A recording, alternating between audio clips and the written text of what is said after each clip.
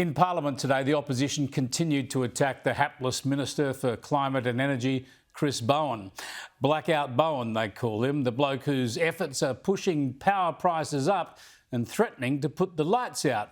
And then, like a message from the heavens, the Parliament went dark. Pensioners has received.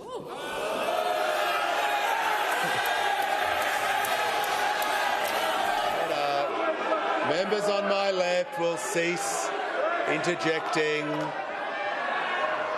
Members on my left.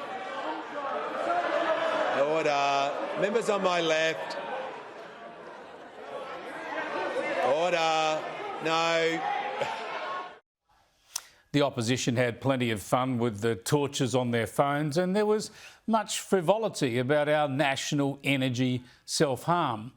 But Bowen was pretty touchy about claims that his new United Nations role as the COP president for climate negotiations will take up too much of his time, as he protested that it's always been a part-time job.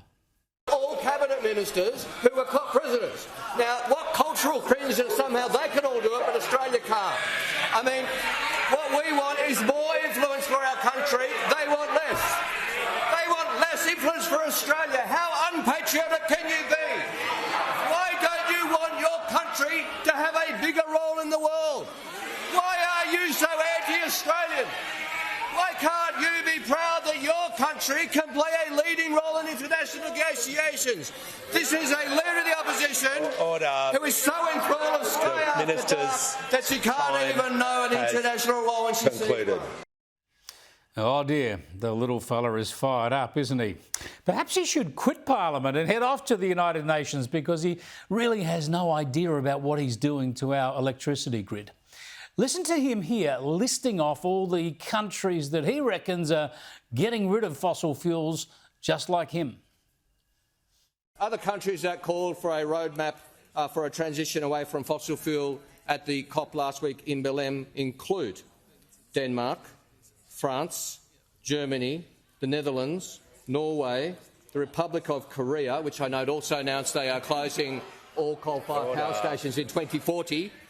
Those well-known, those terrible woke warriors in the Republic of Korea who are closing all their coal-fired power stations earlier than Australia, and the United Kingdom. Yeah, a couple of reality checks there. First up, some of those countries have price pressures just like ours. And more to the point, when it comes to getting rid of coal and gas, none of these countries is going all renewable the way Bowen seems to think we can. France, the UK and Korea are all big users of nuclear power, and they're expanding nuclear as they try to reduce emissions even further. Germany and the Netherlands also have small amounts of nuclear power, but they also rely on imported nuclear power from France, while Denmark and Norway also rely on that connection to French nuclear power to back up their renewable energy. So, using Bowen's own list of countries, the answer is obvious. If we want reliable power and close to zero emissions, we need nuclear. But he's opposed to that. Go figure.